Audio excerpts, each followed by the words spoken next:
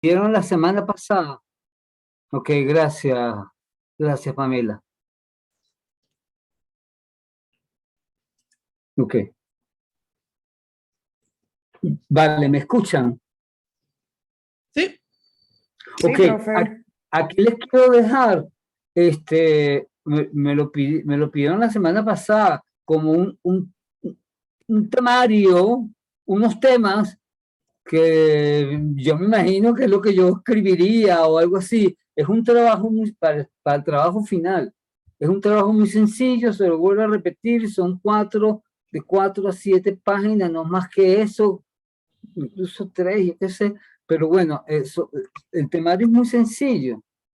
A partir de David Hume, una pequeña reflexión, podríamos decir que el gusto es una importante facultad a tomar en cuenta para acercarte al arte de hoy en día, al arte contemporáneo, a lo que está pasando hoy. O sea, como traernos esa noción de gusto para acá. Es importante tener gusto o no vale la pena tener gusto. Ahí hay posiciones muy encontradas, yo he sentido posiciones muy encontradas, pero bueno, eso es lo de menos. O sea, lo que quiero es que usted me haga una reflexión. Ese es un tema que pueden hacer. Pueden agarrar también una frase de Hume y repetir y reflexionar sobre este tema. Otra cosa que se me ocurrió, en cuanto el encanto del arte bello, como lo manejó el pensamiento moderno, es decir, primero, como un entusiasmo surgido de una intuición de verdad en Shakespeare, que eso lo tocamos, o como una habilidad para procurar relaciones posibles o verosímiles en Diderot, lo bello como relacionable, ¿no? O como un juego de las facultades que vivifica el espíritu, en Kant. O sea, esas tres nociones era como el encanto de la belleza. Y yo pregunto, ¿puede ser aún un valor a tomar en cuenta, a juzgar en el arte contemporáneo? La belleza, teniendo en cuenta ese entusiasmo que despiertan, o sea, esas ideas están vigentes hoy en día o no. ¿Qué les parece a ustedes? ¿Qué sienten ustedes? ¿Cómo se acercan ustedes al arte? Pueden usar las tres, pueden usar una en específico, relacionar a las tres. Ahí pueden hacer lo que les da la gana, lo que les dé la gana. Otra que se me ocurrió, es importante la originalidad, como la planteó Kant, para juzgar la actividad de un artista contemporáneo. Hoy en día voy a tocar ese problema como lo plantea Adorno, pero bueno, es una pregunta. El rollo de la originalidad del arte como lo principal del arte bello, que sea original, que decía Kant. No sé, es importante tomar en cuenta eso hoy o no. ¿Qué piensan ustedes? ¿Cómo lo asumen ustedes? ¿O cómo piensan ustedes que lo toma la cultura, los museos? ¿Mm? Una reflexión, son reflexiones. Es el juicio estético, la actividad judicativa del arte con el placer que causa un juicio realmente desinteresado. Que es una pregunta que la verdad me la provocó una alumna de esta clase hace años. ¿Es el juicio estético un placer, el juicio estético que causa placer intelectual, un placer desinteresado realmente, como lo plantea Kant, como lo plantea el mismo Chasteaubriand, que son placeres desinteresados que nada tienen que ver con la vida práctica o con la vida cotidiana de todos nosotros, un placer por el solo hecho de disfrutar del juicio de lo bello. Una pregunta para reflexionar. Desde el romanticismo, el arte se le dio un valor simbólico en tanto alusión a las sombras más profundas del alma humana. Eso debería empezamos a tocarlo hoy. ¿Sigue vigente esta concepción del arte hoy en día? Esa ya es una pregunta más sobre el romanticismo, que es el tema de esta clase y la próxima clase. Y la última que se me ocurrió, la modernidad planteó el valor del arte en sí mismo en tanto actividad humana original, la autonomía del arte, la libertad del arte, que al participar históricamente puede trascender a la historia. ¿Tiene o no el arte hoy? La pregunta es, tiene o no tiene el arte hoy una conexión más íntima con los problemas actuales presentes? ¿Está más comprometido con lo social o no está más comprometido con lo social? El arte moderno parece que se desprendía, valía en sí mismo el arte, por sí mismo, lo que llamó Bolero la mercancía pura. El arte vale en su libertad autónoma, en su autonomía por sí mismo. La pregunta es si ustedes consideran que el arte hoy en día necesita o le es pertinente comprometerse más con los problemas sociales cotidianos del día a día, de la historia, yo qué sé. Son reflexiones, como les digo, son reflexiones. Esas son las que yo sugiero. Ustedes pueden poner, agarrar las que le dé la gana. Les pongo las que se me ocurren a mí, las que a mí me gustaría de alguna manera desarrollar o trabajar. Son las que intento realmente desarrollar en clase, en chiquito, pero no sé, se las traigo ahí para que las vean, las tengan. No sé si este documento, yo no tengo el correo de todos, se lo voy a enviar, no sé si pegarlo en el Padlet, yo creo que no hace falta, pero bueno, no sé, aquí está. No sé Profe, si si me lo está, envía, yo lo puedo poner en el Padlet sin problema. que Creo no sé, que, no sé si hace falta, o sea, son sugerencias mías, yo no sé, ay, bueno, a mí me serviría, por ejemplo. No sé si el resto de los compañeros es que les como no interesa, pero está, yo creo que es muy útil. vale, te lo envío entonces y lo pones en el pad, porque yo no tengo los correos de Exacto. todos, entonces no les puedo enviárselos a todos, porque son temas que se me ocurren a mí para una reflexión de 3, 4, 5 páginas, no más de eso. Ustedes hacen las relaciones que quieren, son las que se me ocurren a mí, porque no me acuerdo quién fue que me lo pidió la semana pasada, y bueno, voy a dar un listado a ver si se les ocurre algo. Este. Como ven, son reflexiones personalísimas que pueden tocar con los temas que hemos tocado aquí, que vamos a seguir tocando, los dos últimos, y más sencillo, yo no espero más nada, yo no espero grandes tesis doctorales ni grandes tesis académicas, sino compromiso con lo que escriben. Claro, pueden, si quieren, tienen otra idea, pregúntenme y hablamos, pero bueno, no sé qué más decir. Vale, estamos claros. Yo le mandaré eso entonces a, a, a Pamela para que ella lo publique. Si no lo vieron, yo veo que no está como atento, no les interesa. No sé, si no les interesa, chévere, no me preocupo entonces. Yo necesito los trabajos, eso es todo lo que sé. ¿Hay alguna pregunta? Yo, profesor, acabo de entrar 5 minutillos Ok, tarde y no he visto el documento, entonces si se lo puede enviar a Pamela por si me pudiera servir, no es que vaya a tomar una idea de ahí, pero por si acaso. no, sí, la pueden Si es tomar si quieres. Mira, Sí. ahí está, mira. Vale, vale. Es que os he pillado ya cuando lo estaba quitando y no he tenido tiempo ni Sí, sí. de leerlo. Simplemente como apoyo, a lo mejor no intentaré hacer algo que sea más personal, No te pero preocupes. por si acaso creo que puede estar bien y a lo mejor para los compañeros que ahora mismo no están o también que pudieran tener por ahí. Claro, como me lo pidieron la semana pasada, yo lo ofrezco aquí. Son mis sugerencias, lo que a mí me interesaría reflexionar en un escrito pequeño, y bueno, esos son temas que yo trato, son temas que yo reflexiono, y yo no me separo de mí, como digo, son sugerencias nada más. ¿Cuál es la bulla esa que hay? Que no sé por qué hay una bulla horrible ahí. Soy yo.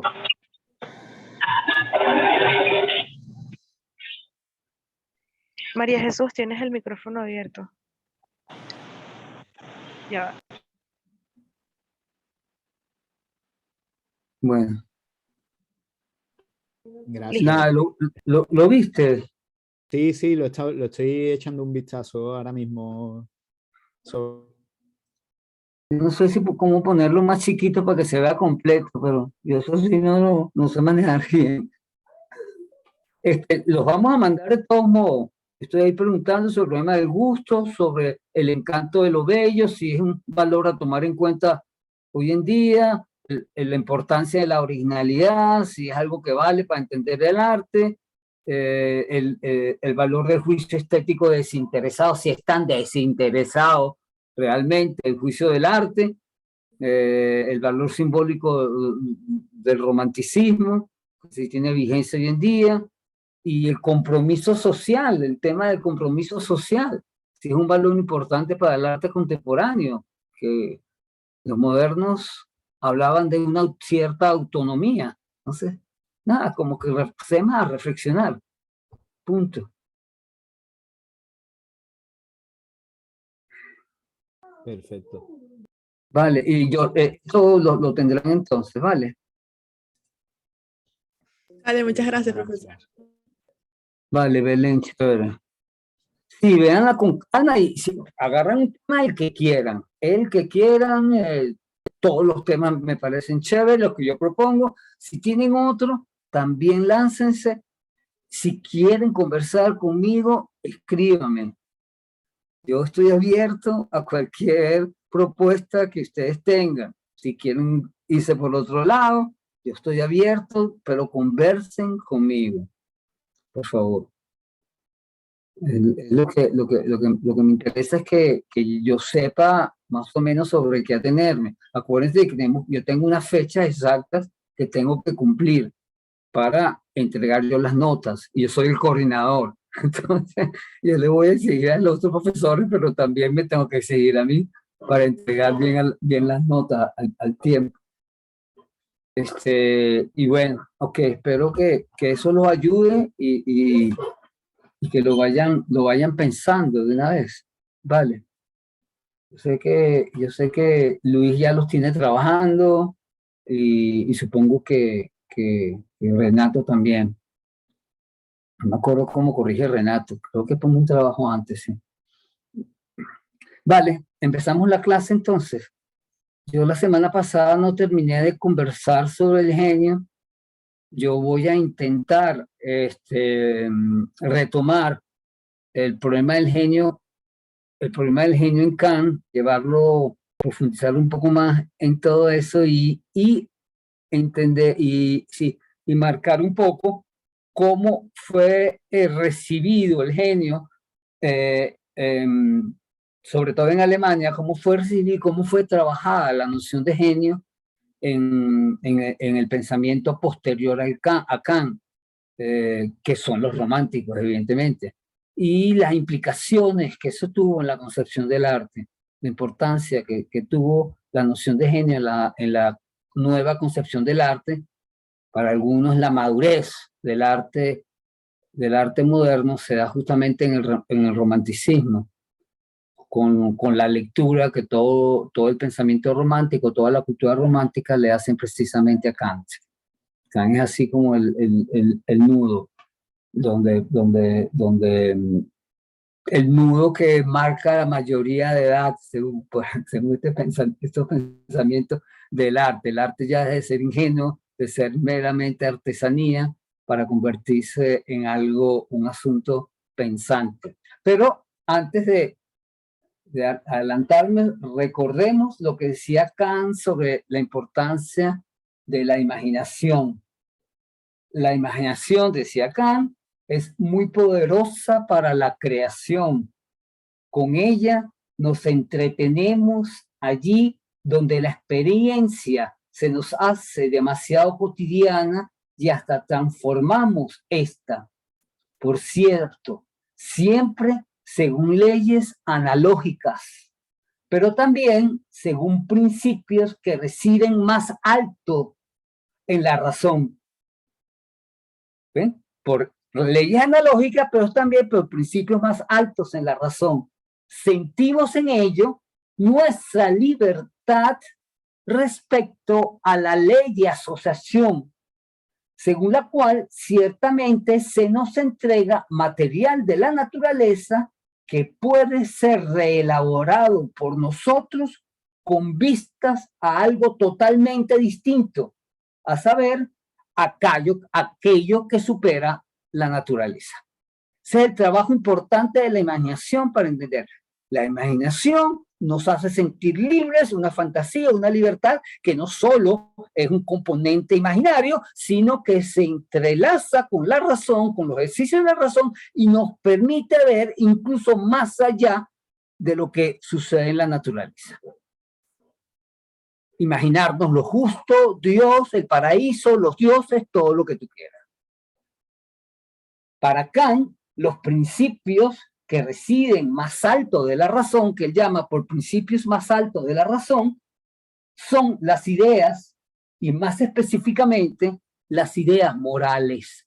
Morales, las ideas sobre la reflexión ética, que son las únicas que llevan en sí misma una complacencia independiente. Eso lo dice Kant, no lo digo yo. Las ideas morales, decir esto es lo bueno, esto es lo gozoso, esto es lo que me sirve en realidad para la existencia, que me ayuda moralmente. Esas son, dice Kant, las ideas que más satisfacen a la inteligencia humana. Para Kant, en todo arte bello, lo esencial consiste en la forma, que eso ya lo vimos, ¿no? Que es conforme a fin para la observación. ¿Se acuerdan de eso, no? Lo esencial consiste en una forma que es conforme a fin para la observación. La observación la puede pensar hacia una finalidad, la juzga. Es decir, la contemplación satisfecha en la mera sensibilidad, genera un placer conforme a fin, un placer en el enjuiciamiento. Y ese placer genera reflexiones que templan el ánimo para las ideas profundas, para las ideas morales, sin dar nunca soluciones absolutas. Nunca las da. Así, el placer estético, en tanto generador de reflexiones, se hace un asunto cultural. Yo veo el arte, me complazco, mi contemplación se satisface y empieza mi actividad judicativa, mis reflexiones sobre las profundidades del ser humano, sobre los sitios valiosos del ser humano, y esa reflexión se siente satisfecha cuando el arte me parece bello. Esta obra de arte, de alguna manera, me encanta precisamente porque la complacencia de mis pensamientos más densos, oye, qué interesante lo que está planteando esta obra de arte, esta obra de teatro, esta poesía. Y eso es lo que llama Kant placer estético. Y dice Kant, si las bellas artes no son puestas en vinculación de cerca o de lejos con las ideas morales, si no lo hace, dice Kant, que para Kant son las únicas que llevan consigo una complacencia independiente, es decir, una complacencia que se satisface de su propia actividad complacida de reflexión, las bellas artes serían entonces, dice Kant, mera materia de sensaciones de goce que embotan el espíritu y vuelven al ánimo descompuesto consigo mismo. Si el arte no provoca una profunda reflexión, es un simple goce sensorial que embota el espíritu y dirá, ay, qué bonito, ay, qué rico, cómo me gusta, ay, qué lindo esto, y no va para ninguna parte del espíritu humano. No asume su reflexividad, diría acá. ¿Eso se entiende? Eso es importantísimo en Kant. En el arte bello, entonces, el arte bello es creadora la imaginación y pone en movimiento a la facultad de las ideas intelectuales para pensar con ocasión de una representación más de lo que en ella puede ser aprendido y puesto en claro. O sea, el arte me da la imagen, la representación, y despierta a mí una reflexión que trasciende la sola representación, que no la trasciende, que es distinta, pero que se elabora por encima a la sola representación formal del arte. Eso es lo que quiere decir Kant, porque me invita a una representación mucho más profunda. Y esa invitación a una reflexión más profunda provocada por una forma estética, una complacencia estética, es justamente lo que logra hacer el arte bello. El papel de la imaginación en la actividad genial del arte se hace con Kant, propiciadora de una reflexión simbólica. ¿Qué significa esto que estoy viendo en materia sensible? ¿A qué está referido? ¿A qué está referido? ¿Por qué esta imagen de Romeo y Julieta me toca el tema moral, yo qué sé, de las peleas familiares o yo qué sé, cualquier cosa? Esto que está presentando, que es una anécdota histórica normal, me hace reflexionar. La balsa de la medusa de Delacroix me hace reflexionar. La última, un hombre sentado con una aureola y unos hombres a los lados, la última cena me hace reflexionar. Me hace reflexionar. Esta idea será fundamental para la noción del arte que empieza a elaborarse a finales del siglo XVIII y principios del siglo IX, y que le da fuerza a lo que llamamos el arte de la modernidad. El arte de la modernidad no es sencillamente hacer adornitos para un edificio, para pintar una casa, que también lo es, nadie quita que eso no sea valioso, pero el arte moderno, sobre todo el arte romántico, intentó traspasar el mero goce sensorial del arte o el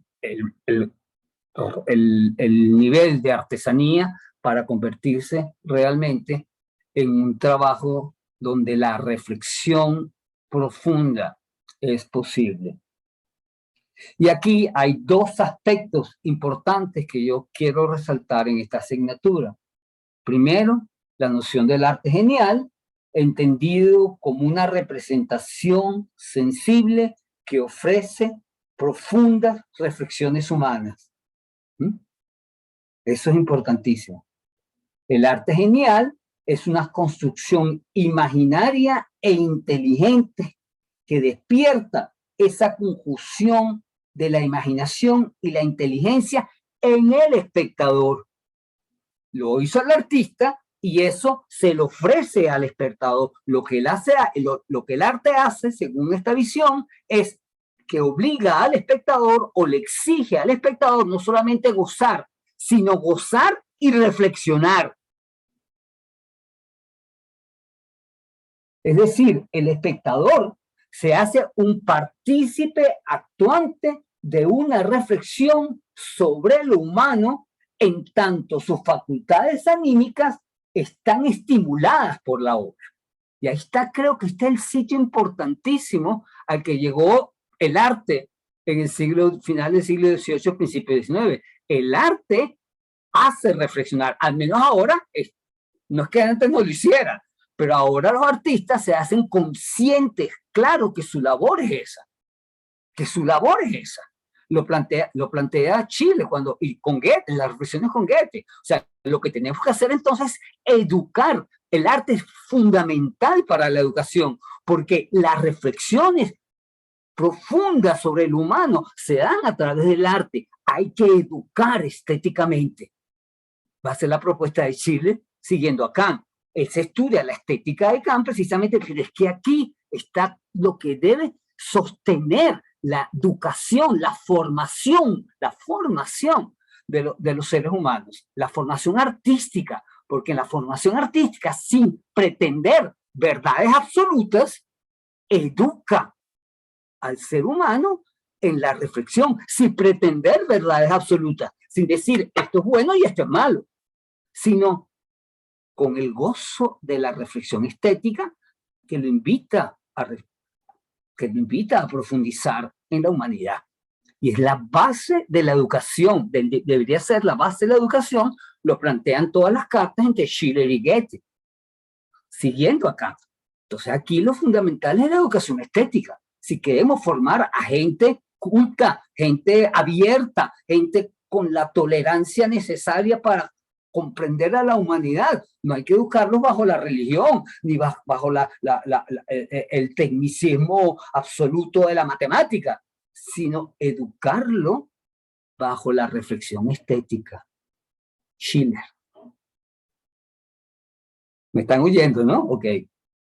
Y este es el ideal al que apunta la noción del arte moderno. Todo el arte moderno hasta las vanguardias, digo yo.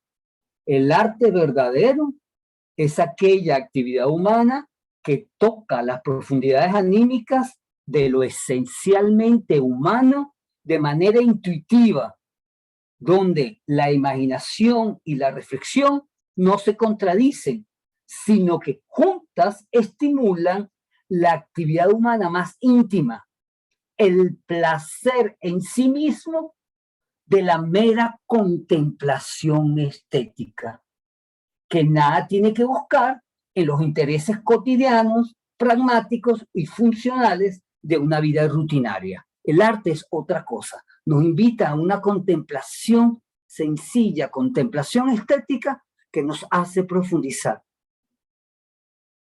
Claro, eso después lo llamarán el ocio. Bueno, será el ocio. Será ocio. Ojalá que todo fuera de este calibre. El placer estético, recordemos, es siempre en Kant un placer desinteresado. Una de las preguntas iba por ahí. Vamos bien, ¿verdad?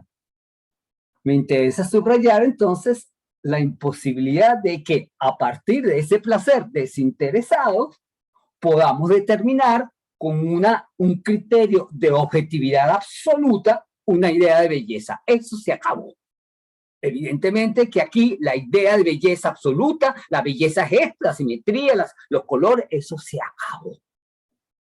Ya a partir de ahora el arte se olvida si es bello o no. Para ser bello lo que tiene que es provocar una reflexión en los espectadores. Ahora, ¿qué es bueno, qué es malo, qué es bello, qué no es bello? Eso ya no vale. Deja de valer. Al menos para el arte moderno. Sí, ojalá que sea bello. Si es bello es porque despierta reflexiones, no porque me dice esto es lo bello, y esto es lo malo, y esto es lo bueno, y esto es la verdad. Despierta reflexiones, deja abierta la posibilidad intuitiva de reflexionar. ¿Me están siguiendo? Ya no hay reglas para hacer arte. Cada artista es dueño de sus propias reglas. Cada obra de arte, incluso diría Kant, es universal y particular al mismo tiempo. Y eso lo van a agarrar los románticos y se lo van a llevar en todas partes. No hay reglas. Cada obra de arte exige una particularísima reflexión y propone una particularísima reflexión. De eso se trata lo original, ¿no?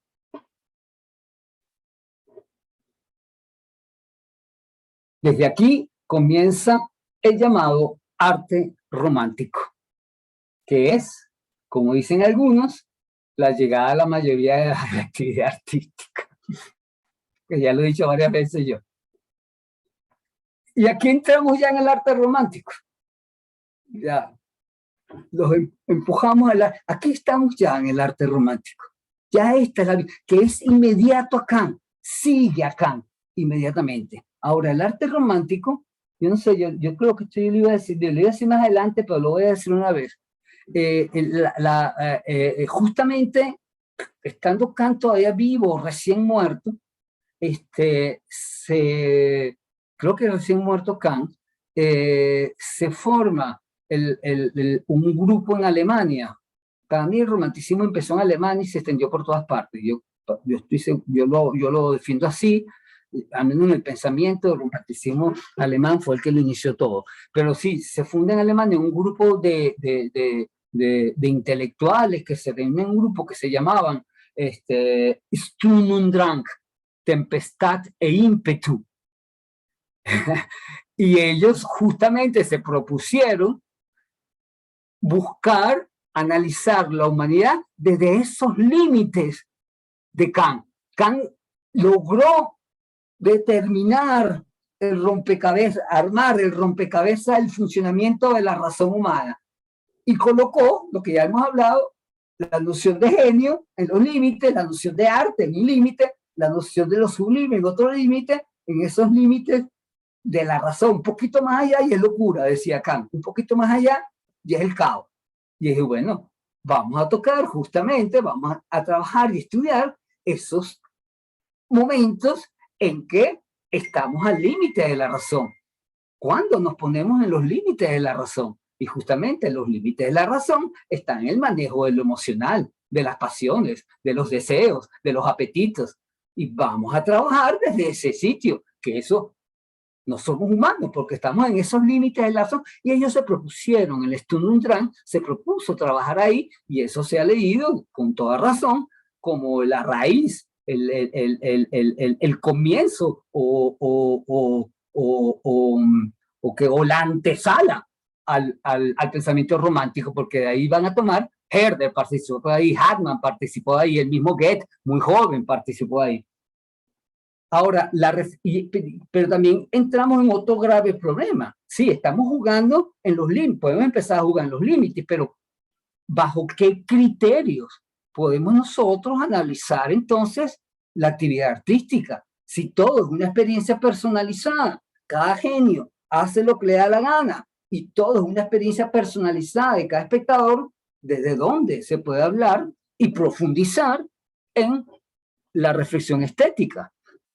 Sería lo fundamental.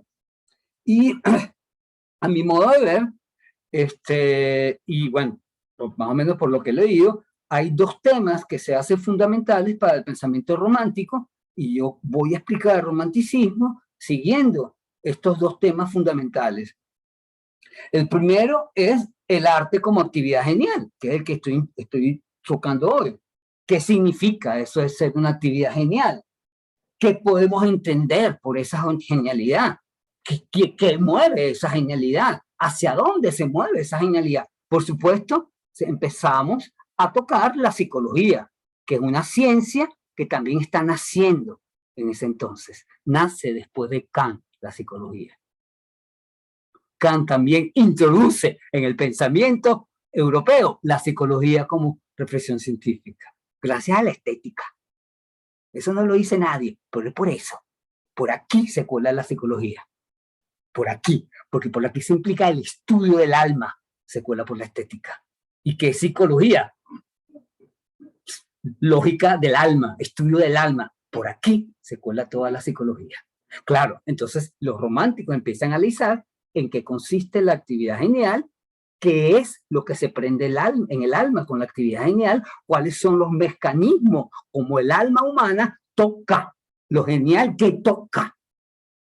El genio, ¿hacia dónde entra el genio? ¿Por dónde le llega al genio la lucidez de su obra? Eso se hace como un misterio que los románticos empiezan a indagar, el misterio del alma. Y el otro punto es que aparece también la noción del arte como símbolo, que por supuesto es una noción viejísima, eso no lo inventan los románticos, pero sí, los románticos se traen del pensamiento medieval o del pensamiento antiguo el arte como símbolo. El arte no vale en sí mismo, en tanto esa autonomía que le es propia al arte abre posibilidades de reflexión sobre precisamente las profundidades anímicas del ser humano. ¿Símbolo de qué?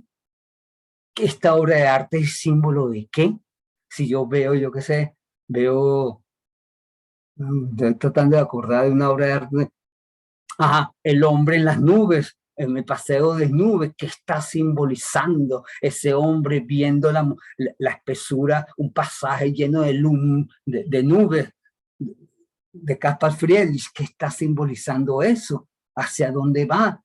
¿Cuál es el símbolo de una imagen de un hombre solitario en medio de una nube, encima de una montaña en medio de una nube? ¿Cuál puede ser el símbolo de eso? ¿Cómo aludimos a eso simbólico? ¿Cómo se alude a lo simbólico en el arte? ¿No? ¿Cómo se explica esa cualidad simbólica en el arte? El arte es símbolo en última instancia ¿de qué? Y estos son los dos temas con los que yo voy a tocar el romanticismo. La actividad genial, cómo desarrolla el romanticismo, la actividad genial, que está íntimamente ligada a cómo desarrolla el romanticismo la noción de símbolo. Hoy toca la actividad genial. No voy a salirme, voy a rozarlo del símbolo, si que tienen preguntas me la pueden hacer, pero yo voy a dejar los simbólicos para la semana que viene, bueno, porque también aprovecho y introduzco en esto la noción de genio y originalidad de Adorno, que quería, que me la comí la semana pasada, pero bueno, ahora lo introduzco con esta manera de entrarle. En la noción de genio, el arte, hay que entender primero que el arte es entendida como una unidad en sí misma que pretende mostrar dentro de una coherencia interna que le es propia y original la dinámica vital humana. Vamos a partir de esta imagen. El arte es una unidad en sí misma.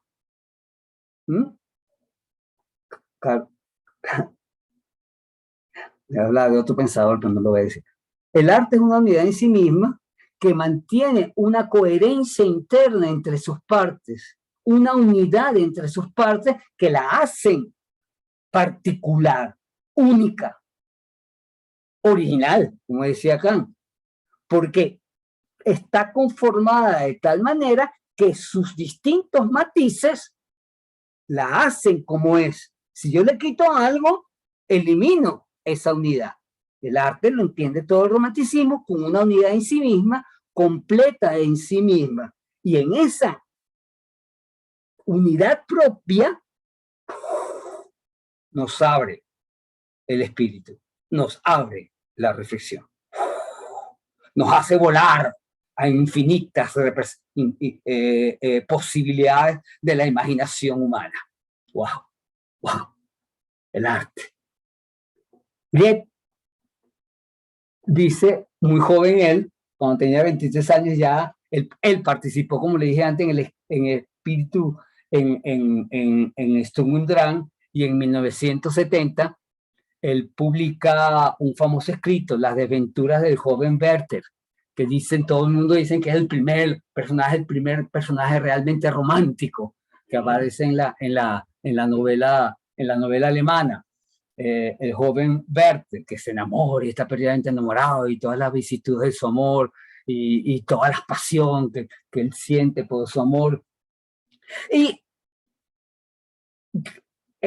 Goethe sí se hace un gran defensor, siguiendo a Kant, del arte bello, y él quizás es uno de los primeros que dice, el arte bello no es simple construcción imaginaria, el arte bello es creador.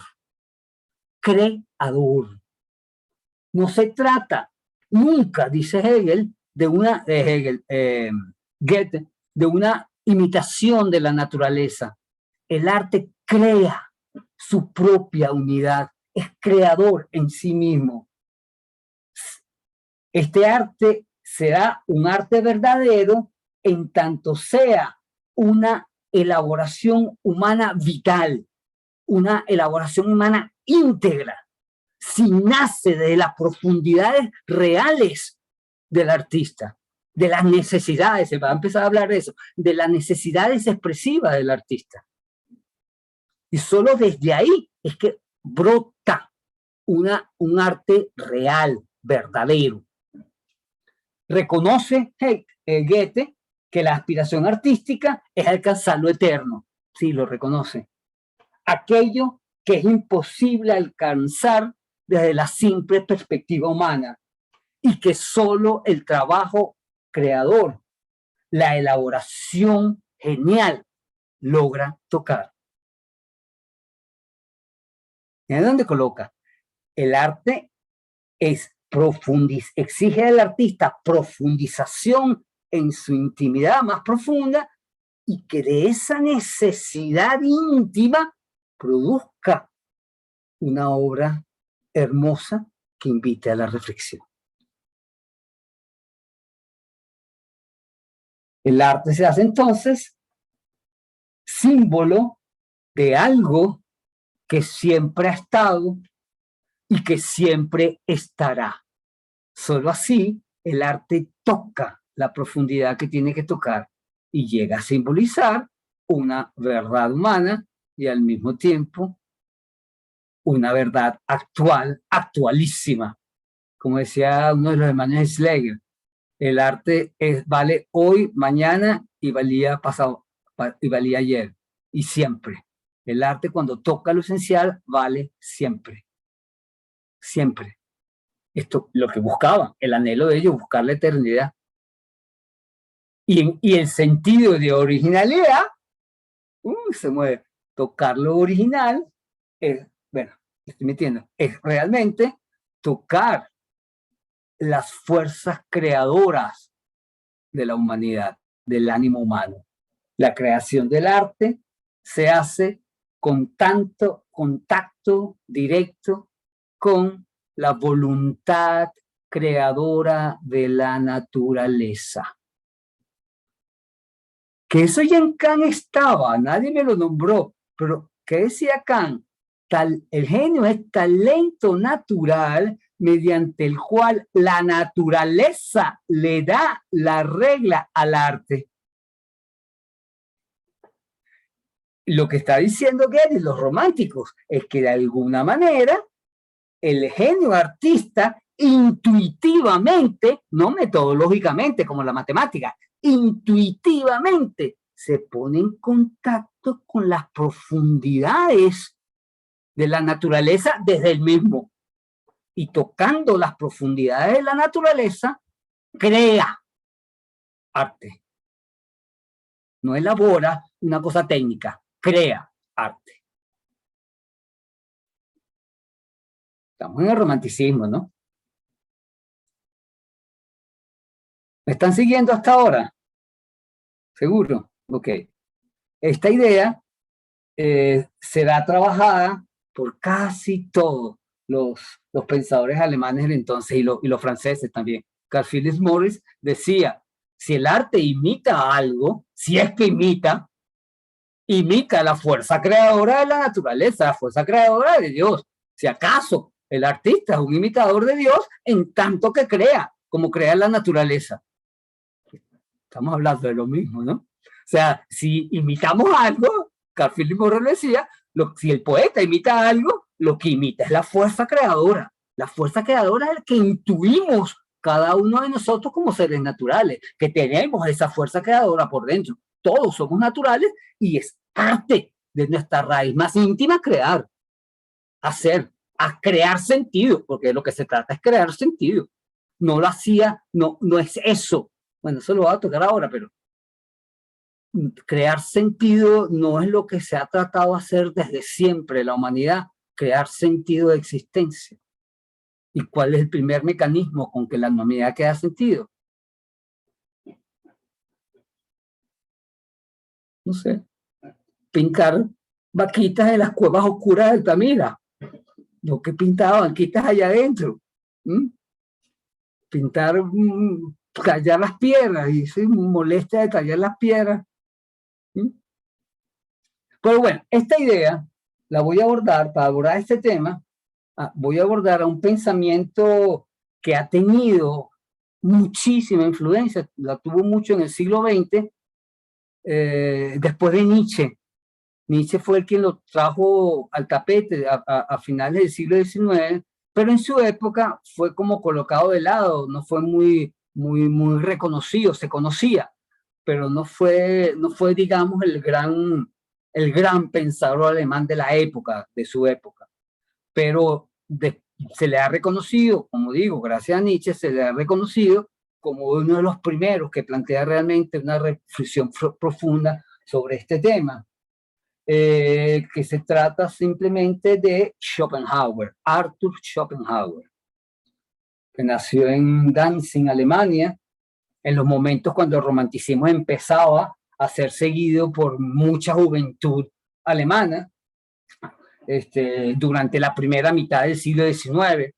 Él vivió desde 1788 a 1860. Él justamente es principios del siglo XIX, Schopenhauer. Es un rico comerciante y banquero. Ok, Schopenhauer siempre se consideró fiel seguidor a Kant. Va a meter otras cosas, pero siempre se consideró que lo único que hacía era leer a Kant y seguir a Kant y entender a Kant y tratar de explicarse a sí mismo a Kant. Él siempre se consideró así. Él no intentó ser original en nada, sino tratar de seguir a Kant.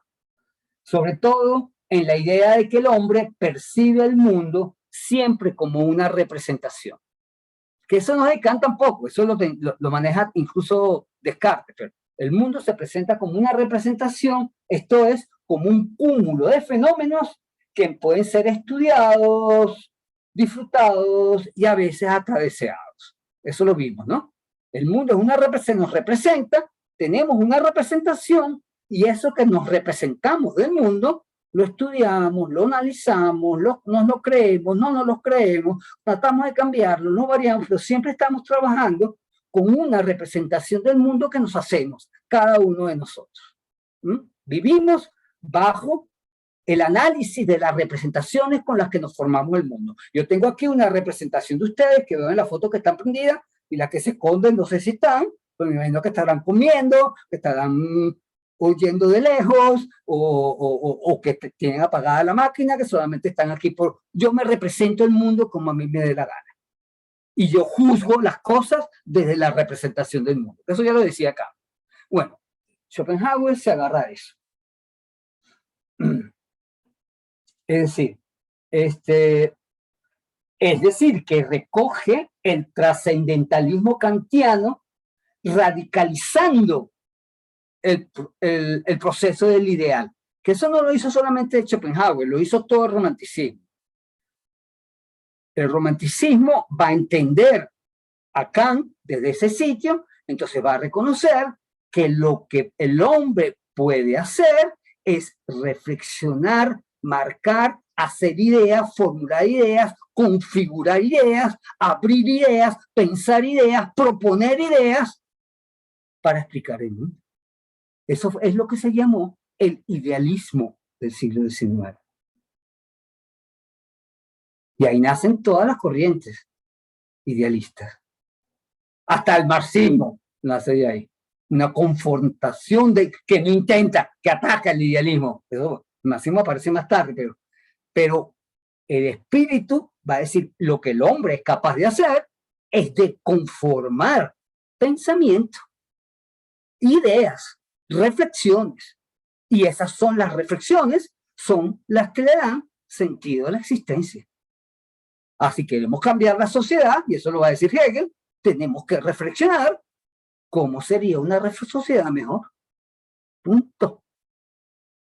Si queremos reflexionar si existe Dios o no, bueno, eso ya es más difícil, evidentemente. Ahí sí nos tocamos con un límite, el límite de la fe. Eso es posible. Ay, necesitamos a Dios para que el mundo siga andando. Ay. Se empieza a hablar de que Dios muere en el siglo XIX. O sea, el hombre empieza a darse cuenta que cualquier realidad la conforma el pensamiento, los ideales del hombre. El futuro depende de los ideales del hombre. Lo que está por venir depende de lo que concibamos, como concibamos nosotros la humanidad. Si concebimos que somos científicos, el positivismo, o concebimos que somos románticos, el romanticismo, o concebimos que somos nada más artistas, o concebimos que seremos todos en algún día, no sé, marcianos, bueno, zombies, bueno, allá vamos, pero el futuro depende del ser humano, no de Dios ni de los dioses. Y con eso nace el idealismo alemán, del que Schopenhauer es parte. Su libro más conocido se llama justamente El mundo como voluntad y representación, publicado entre 1818 y 1819. Y en este libro, la voluntad es entendida como la esencia unitaria de todo lo real, distinto y diferenciado de la facultad volitiva humana individual. Dice, así como nosotros tenemos una voluntad, y eso lo reconocemos de Aristóteles, tenemos una voluntad, ha de existir una voluntad natural para crear las cosas. Lo está sacando de Kant. Una voluntad de la naturaleza que crea la naturaleza, que es distinta a mi voluntad, que depende de tantas circunstancias personales, pero una voluntad que se mueve independientemente que yo me mueva o no, que yo haga o no haga, esa voluntad se mueve, porque la naturaleza está en constante movimiento. Una voluntad que busca representaciones, que se hace, y las representaciones son todos sus fenómenos. Una voluntad de representación, voluntad de aparecer, que es lo mínimo que podemos decir de la naturaleza. Tiene una voluntad de florecer, se muere, florece, aparece en el invierno, vuelve a florecer, aparece y reaparece y reaparece. Esa es la voluntad de la naturaleza. La voluntad sería, dice Schopenhauer, un poco como desprendiéndose un poquito de Kant, la cosa en sí. ¿Se acuerdan? Que la cosa en sí para Kant era imposible para el pensamiento solo parte de la representación. Ahora Schopenhauer se atreve a decir, es que claro, solo podemos partir nosotros de la representación porque la voluntad, que es esa movilidad eterna del mundo, esa sería la cosa en sí, lo que no podemos captar de un solo golpe, ni cerrar, porque ¿quién frena a la voluntad natural? Esa sería, si hay una cosa en sí, esa sería la naturaleza, la voluntad de la naturaleza, la fuerza creadora de la naturaleza sería la cosa en sí. Es decir, lo esencial de la existencia es la voluntad natural. De todos y de cada uno de los fenómenos de la naturaleza. Pero esta voluntad no hay que entenderla como una causa, sino más bien como una fuerza activa que configura lo que se nos aparece como realidad apariencial. Es muy religiosa esta postura. ¿Ya verán por qué? Reconoce Schopenhauer que la voluntad es el principio irracional y formador de la existencia.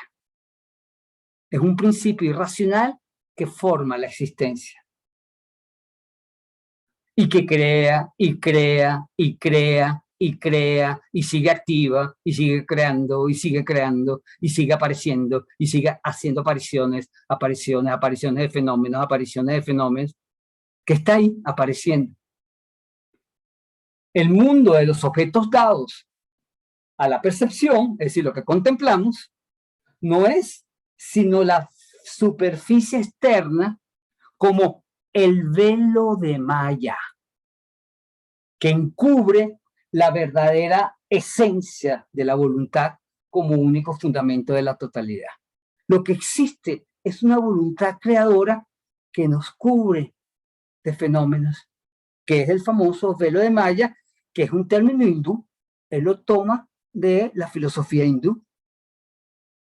El velo de malla es la apariencia. Todas las cosas tienen un velo de malla que cubre la actividad constante de la naturaleza.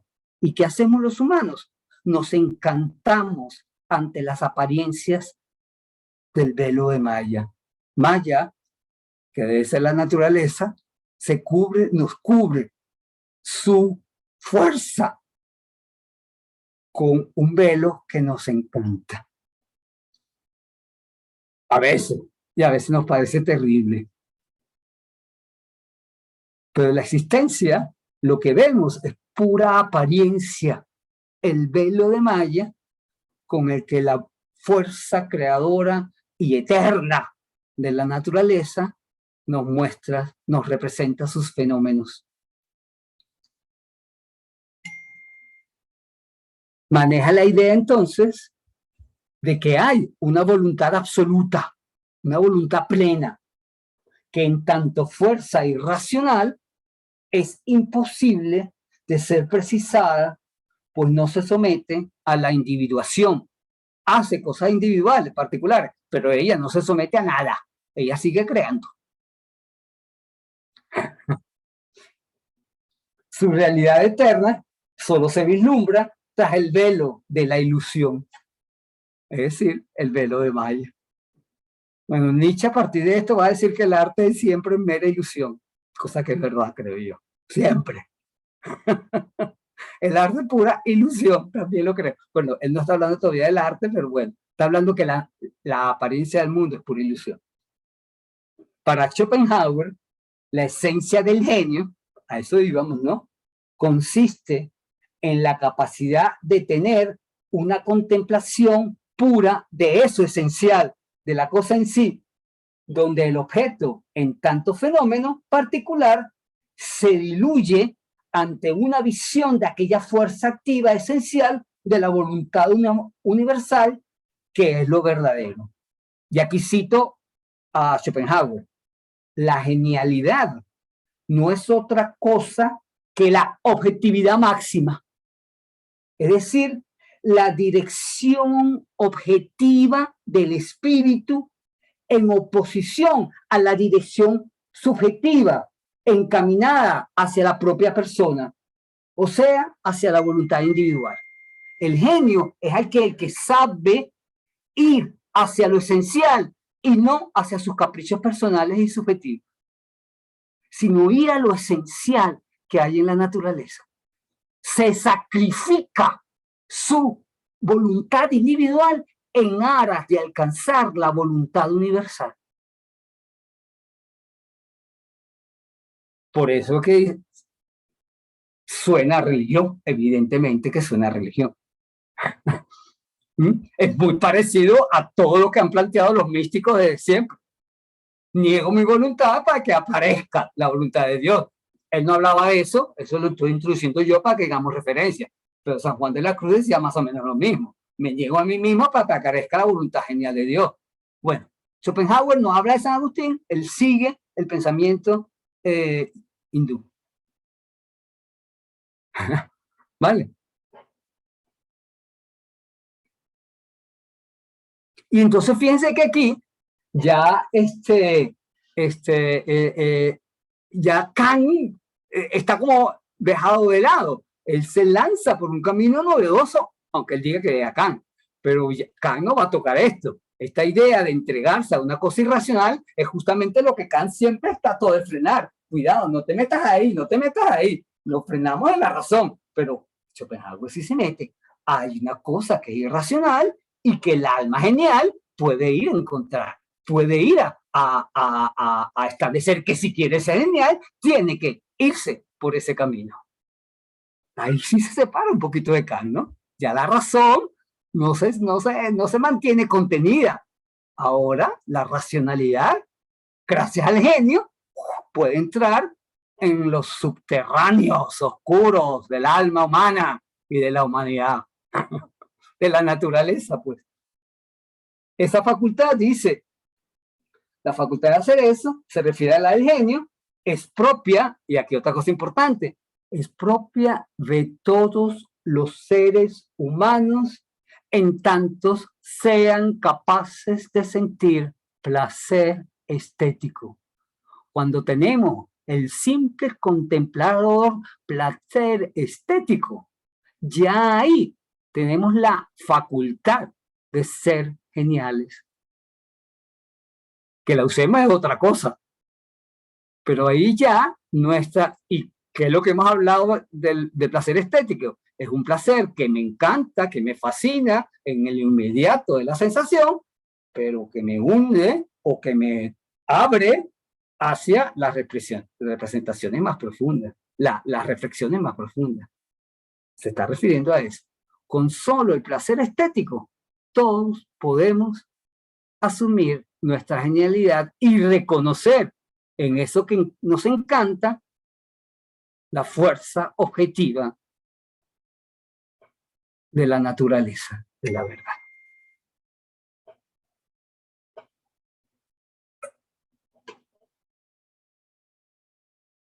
El placer del juicio estético kantiano se hace en Schopenhauer una experiencia anímica fundamental, pues nos pone intuitivamente en el contacto con la verdad de cualquier fenómeno. Entonces, ¿a dónde llegó la estética? No es ciencia, no es moral, es contacto íntimo con lo esencial. Con esta idea, en el arte se hace la expresión verdadera de la humanidad captada por intuición estética. Esta unidad sería la voluntad creadora de la naturaleza que se manifiesta en la actividad artística en tanto actividad de genio. Siempre que sea verdadero el arte, será una representación de aquella fuerza original de la naturaleza. Ustedes, mis queridos artistas, son unos acólitos, sería unos sacerdotes de la naturaleza, que hablan desde la naturaleza y por la naturaleza con sus obras geniales y originales. Eso le diría Schopenhauer. Para que todo esto sea posible, el artista genial ha de perderse, lo dice él, en sus intuiciones y ha de emanciparse del conocimiento racional que lo encierra en su voluntad individual. Hacerle caso a las intuiciones. Solo así, perdiendo de vista sus fines egoístas. Eso lo estoy citando. ¿Aló? Elvira, ¿quieres algo? ¿Aló? No, perdón, profesor, es que se desconectó y me volvió a conectar. Vale, ok. El artista perdiendo de vista sus fines egoístas, así como la propia persona, para convertirse en sujeto puro de conocimiento de este tipo, intuitivo, en visión transparente del mundo. El artista tiene que convertirse en una visión transparente del mundo. Es precioso eso. Y esto no de una manera momentánea, sino por tanto tiempo y tan reflexivamente como sea necesario para reproducir el objeto completo por contemplado por un arte superior, para fijar en pensamientos eternos lo que se mueve vacilante en forma de un fenómeno fugitivo. Eso lo dice el mismo Schopenhauer. Y el gran ejemplo de arte de la voluntad natural, objetivo de la voluntad natural, para Schopenhauer va a ser la música. La música sería la representación más cercana a la voluntad, hecha por el hombre, a la voluntad natural. Todo arte debería aspirar lo que hace la música, que es una racionalidad de composición, una técnica de composición muy, muy particular, pero lo que está expresando es la voluntad misma del mundo. El arte, la música simboliza directamente, es lo que más simboliza, según Schopenhauer, la voluntad creadora del mundo. La música sería el arte creador por excelencia. Bueno, vamos a pensar en los músicos alemanes de principios del siglo XIX, finales del siglo XVIII, que estaban haciendo. Mozart, empezando por música, el pequeño. Lo que está apareciendo, la música alemana que está empezando a aparecer. Haydn, esa música tan portentosa. Schopenhauer afirmaba, y esto lo dice Patricia Velasco en el texto que yo les mandé, que les di. Schopenhauer afirmaba que el genio es la mayor elevación de la voluntad y la imaginación del hombre, derivándose de este concepto la idea de anormalidad, pues se evidencia que algo extraño a la voluntad le sucede al sujeto creador, algo sobrehumano y ajeno al propio yo que viene de afuera y se apodera del individuo enajenándolo. Ya estamos en un sitio, ya estamos en otra parte. Ya no es sencillamente, hay un artista que por intuición crea muy bien técnicamente y elabora cosas nuevas. Ahora el genio es otra cosa. El genio es aquel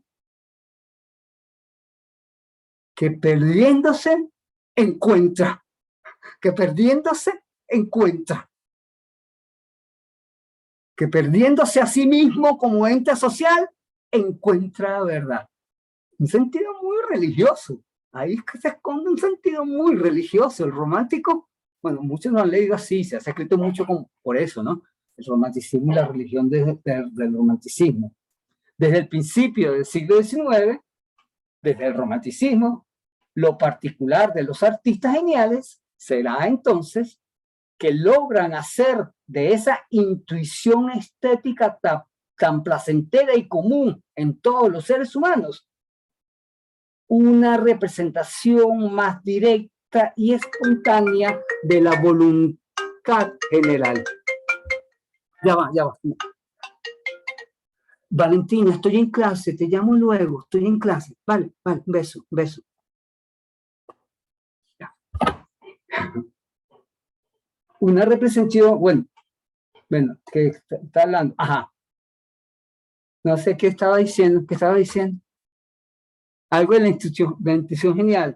Estaba hablando de, bueno, que el artista perdiendo se encuentra, hablamos de que Ok, sí. ¿Qué es lo que logra hacer la intuición estética del artista? Porque es una persona que trabaja con intuición. Iba a decir un hombre, qué machista soy. Un hombre, una mujer que trabaja desde la intuición. ¿Y qué significa la intuición estética? Algo placentero, común a todos los seres humanos, pero hace de ese placer vivificante que llamaba Kant, de ese placer de reflexión y imaginación jugando, logra ser espontáneamente una representación de la verdad esencial, una representación de algo profundo en el ser humano, que es la misma fuerza activa de la naturaleza que estimula la creación del talento artístico. Y digo yo, seguramente es por eso que una buena obra de arte incide tanto en lo social.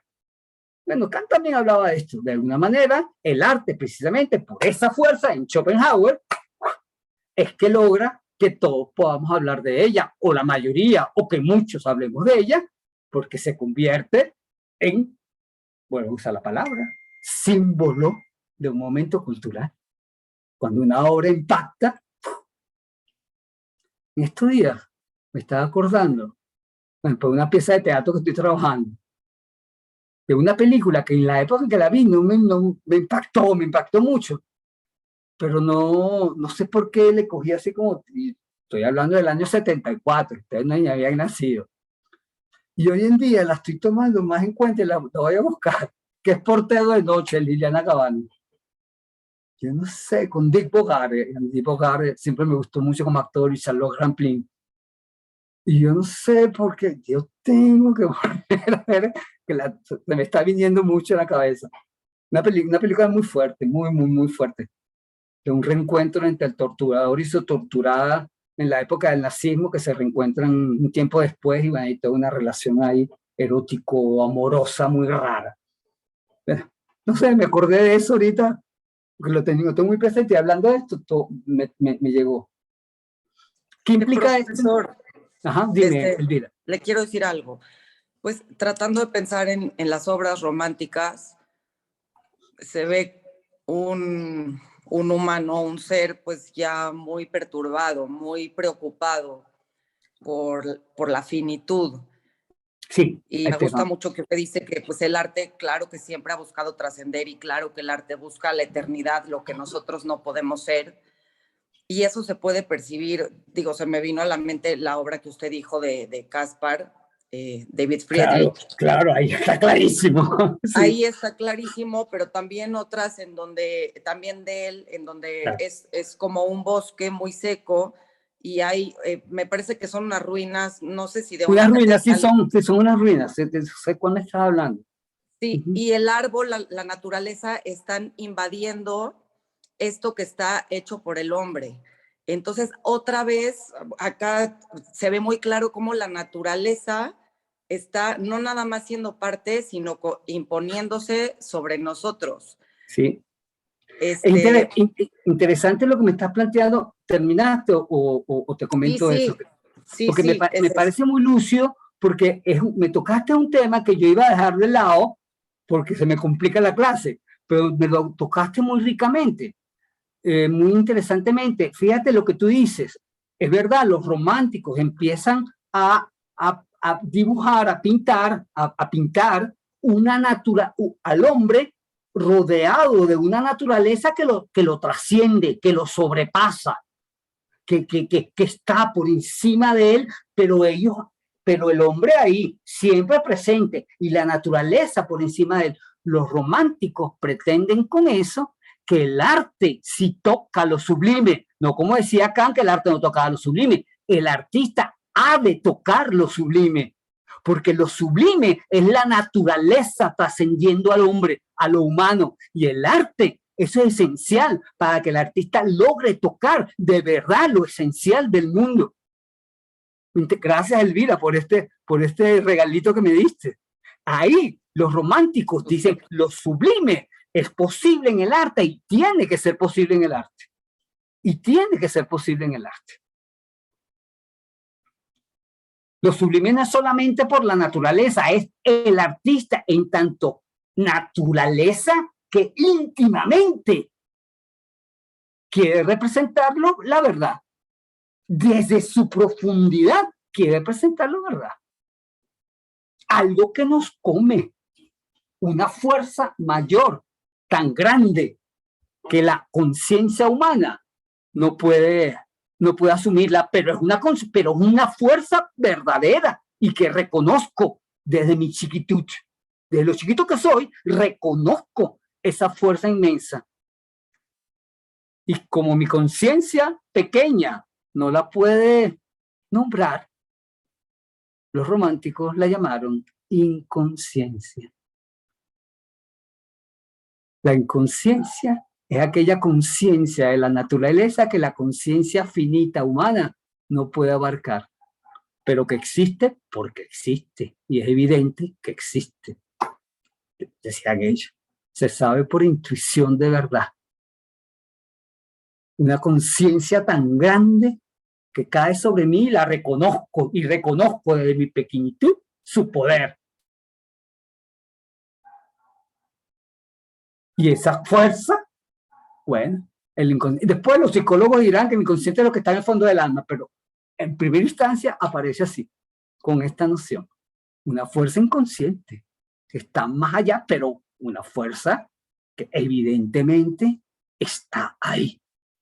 Y que la puedo contemplar y la puedo reproducir con mi arte, con el arte. Los románticos se meten por ese camino.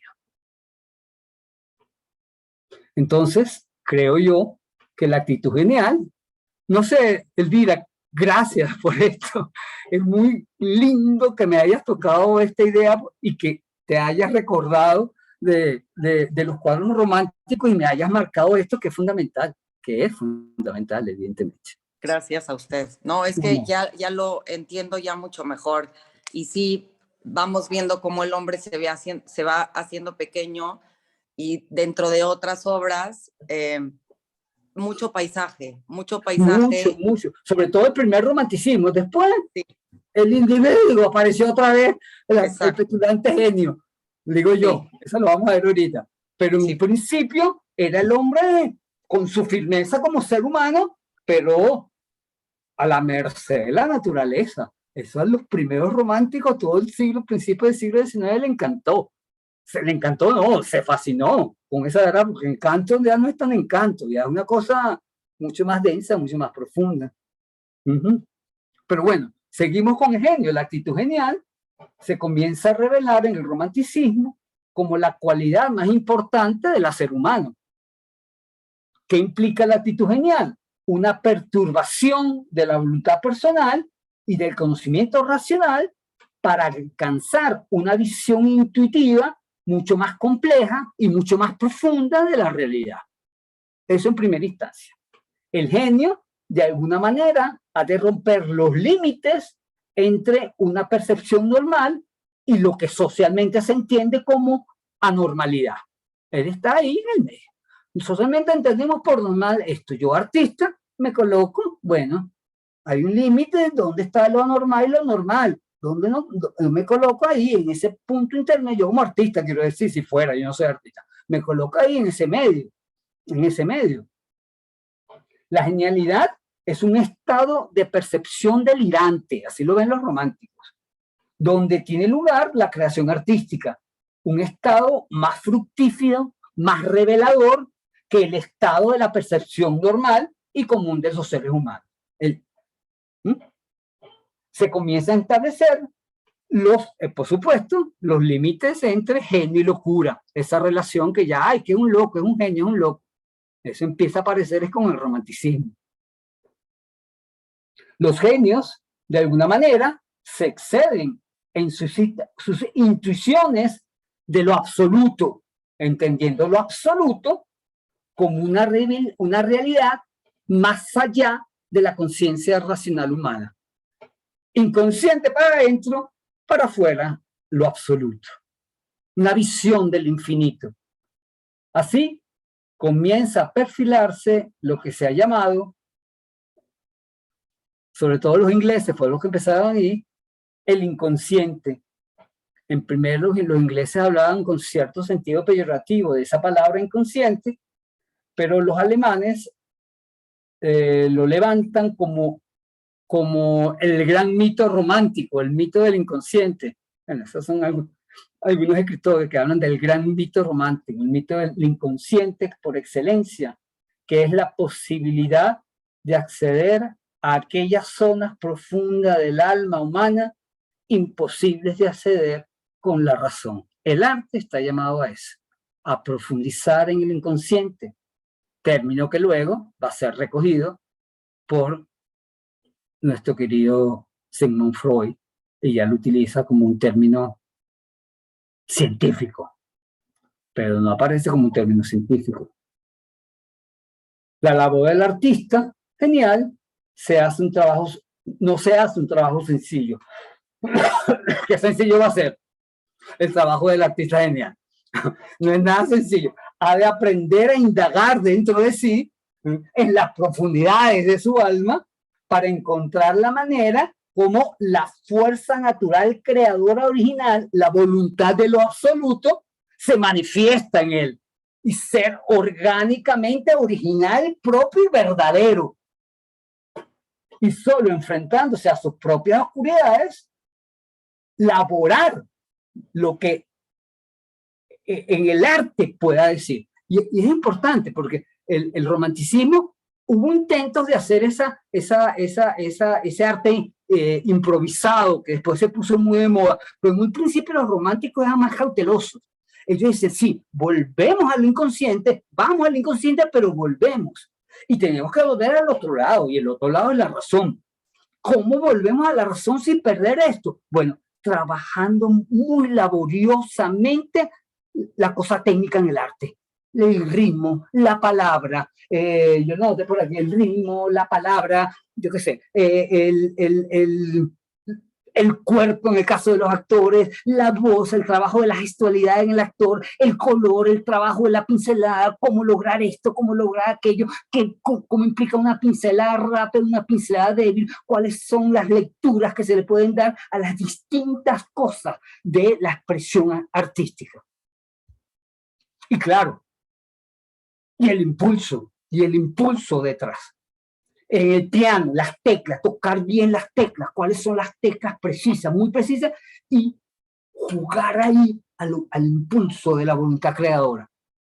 Estoy pensando en Chopin, ¿no? Estoy pensando en el propio Beethoven, cómo lleva las cosas hasta el límite, hasta el límite, hasta el límite, una fuerza que va hasta el límite, técnicamente elaborado, llegar hasta el límite, y recoger, y entrar a otro camino, y entrar en otro camino, y entrar en otro camino, pero y trabajar con la técnica, que se hace la única manera de mantenerse en razón, pero en razón arte, ya no en razón social ni en razón, sino en razón arte, que es la representación de la voluntad original. De ahí el trabajo técnico con la materia artística, sea palabra, sea ritmo, sea sonido, sea la voz, sea la pincelada o el manejo gestual de los actores. O sea, eso hay que aprender a trabajar desde la voluntad, ya no desde la forma, no de lo exterior, sino desde la voluntad, desde la fuerza de la voluntad, organizar. Y ese no es un trabajo fácil para un artista, ni para un actor, y mucho menos para un bailarín, y mucho menos para un pianista. Tocar todas las notas del piano con la fuerza emotiva necesaria. ¡Wow! ¡Wow! No solamente tocar la pieza, pim, pum, pam, pam, pim, pum, pam, pam. O sea, no sé, eso es como lo que habría que ir precisando. El arte de genio se hace en el siglo XIX en lugar de la revelación de lo original. Vamos a tocar otra vez esta palabrita. Esto es la fuerza activa que hace que las formas aparezcan de una manera determinada. Y eso sería lo original ahora. Algo original es que está tocando la esencia necesaria que tiene que tocar. Originalísimo. La originalidad kantiana, que estaba referida a lo novedoso dentro de la actividad artística de lo bello, ahora se hace un valor fundante del arte en tanto que pone en contacto a la humanidad con las fuerzas mismas de la naturaleza que se ha revelado desde siempre gracias ¿a qué? A la actividad mítica de la realidad, al juego con los mitos. Los románticos van a rescatar la actividad mítica, que es actividad imaginaria. La actividad imaginaria crea mitos, y ese es el espacio fundante de la creación humana, el espacio de lo mismo. Volvemos al original, decía Schiller, volvamos al original. ¿Y qué es lo original? Crear mitos, la creación de mitos. Así empezaron todas las culturas creando mitos. Claro, ahora tenemos que volver a la original, sabiendo que tenemos una razón más dura y más fuerte que el hambre, que nos manda y nos obliga. Pero volvamos a la original. La única manera de rescatar el alma humana es volviendo a la original. Sin olvidar que no podemos volver ingenuamente al original. Sin olvidar que el arte ingenuo, ya nosotros alemanes del siglo XIX, el arte ingenuo no nos pega mucho. Tenemos que lanzarnos de otro sitio. Pero eso sí, volver a la fuerza mítica de la mente humana, que es la única capaz de crear sentido.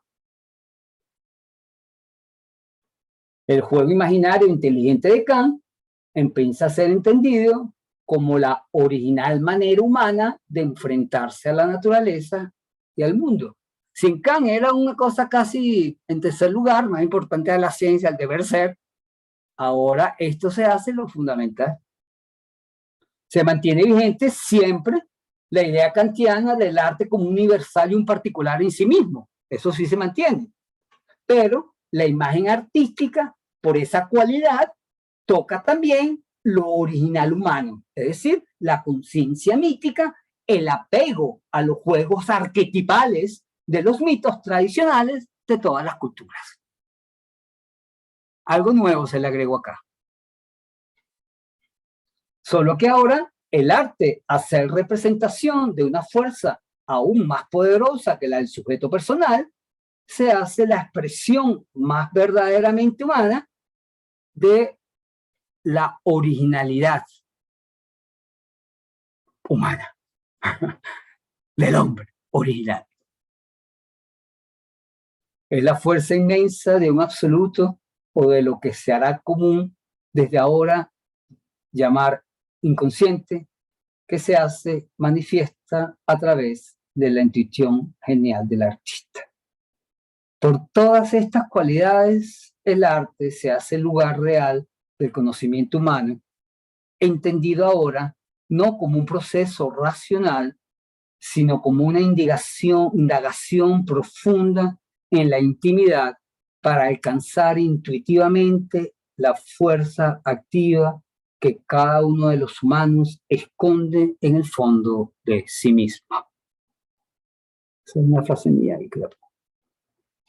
Y esa es más o menos la posición del genio romántico.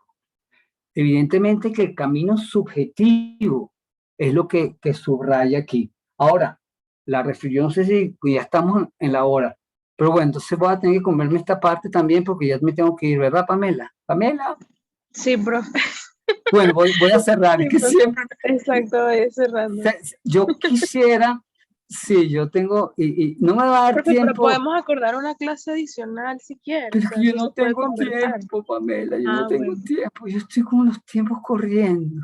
Estoy así, Ok. pero me están llamando, lo que han es mandando mensajes que yo no quiero ni oír, porque le hacen es mandarme mensajes aquí al celular y ay, ya los veo. No tengo tiempo, gracias, Pamela. No, pero Bueno. vamos a ver, es que tengo media clase atrasada, la verdad, tengo media clase atrasada, que bueno, que justamente la noción, que se las voy a dejar a ustedes entonces, agarren la noción de genio y de originalidad de Adorno, que está en la guía, esos dos textos que le mandé a leer la clase pasada, que es la revisión que hace Adorno de esos términos en los momentos actuales. En los momentos actuales quiero decir en los años 60, finales de los años 60. Él escribió esta tesis en la década de los 60, se murió y se murió en el 69 y se publicó un año después de su muerte. Ya estaba a punto de salir este texto de la teoría estética. Y él toca ahí la noción de genio y la noción de originalidad, que son valores que siguen estando muy vigentes en la contemporaneidad, en tanto que la noción de genio y originalidad defienden la libertad de la autonomía del arte, que el artista hace lo que quiere, pero dice Adorno, pero eso no es solo el valor del arte. El arte vale en tanto la libertad que es en él mismo, pero también en tanto que maneja referencias sociales que generalmente niega el romántico, generalmente evade, generalmente esconde, pero eso que esconde, eso que no está, forma también parte de la obra de arte. La obra de arte, genial, original, es solo, dice él, un momento de la obra de arte, importantísimo. Sin eso no hay autonomía, sin eso no hay libertad, pero la obra de arte no es solamente la libertad personal. Porque entonces se daría una paradoja muy interesante. Es una libertad personal que quiere ser reconocido como artista socialmente. Y esa paradoja, dice, es la que está viviendo, la que viven constantemente las vanguardias artísticas modernas. Son originales, libertad, quieren libertad plena, absoluta, critican todo y al mismo tiempo quieren ser reconocidos como grandes artistas. Y esa es la paradoja del arte moderno de las vanguardias, al menos hasta el 1969.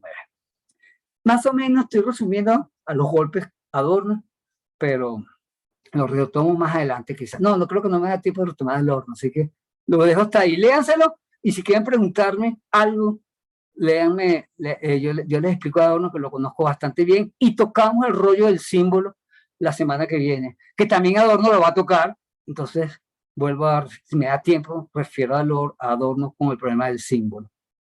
Porque estas son las cosas fundamentales, el genio y el símbolo, como posibilidades del arte como trascendente, como autónomo y trascendente ante lo social. Esos son los valores del arte moderno. que son los que se ponen en duda en el arte contemporáneo. No en duda, porque yo creo que nadie duda de esos valores, pero lo que se pone en el punto de equilibrio, me parece a mí, lo extreman. Bueno, termino la clase ya, Pamela, sí, ya así me voy. Gracias por escucharme, Verónica, Belén, Elvira, por estar ahí. Espero que los demás también estén, José Antonio, Raluca, María Teresa, María Jesús, gracias por estar ahí. Y espero que no haya estado muy... Ay, me encantó la clase hoy a mí, disculpen, espero que no haya estado muy yo solo. Gracias, muchas gracias. Muy genial. Vale. Gracias, profesor. Esto es verdaderamente el arte moderno. Ahora sí está